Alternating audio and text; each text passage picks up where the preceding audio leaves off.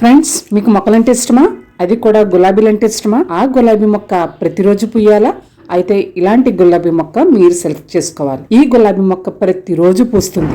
అసలు ఆ పువ్వు లేదు, మొగ్గ లేదు అనే సమస్య ఉండదు. ఈ మొక్క పేరు బ్లూమింగ్ ఎవ్రీడే, అంటే ప్రతిరోజు పూసే మొక్క అన్నమాట.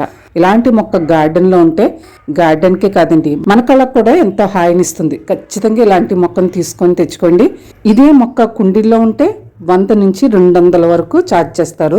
అదే ఇలా ప్యాకెట్లో మాత్రం ఉంటే 50 రూపాయలు, 60 రూపాయలు అలా మొక్క ఉన్న విధానాన్ని బట్టి ఛార్జ్ చేస్తారు. ఏదేమైనప్పటికీ ఇలాంటి మొక్క ఖచ్చితంగా గార్డెన్ లో ఉండాలని నేనైతే డిసైడ్ అయిపోయి ఇలా ఇంటికి తెచ్చేసుకున్నాను.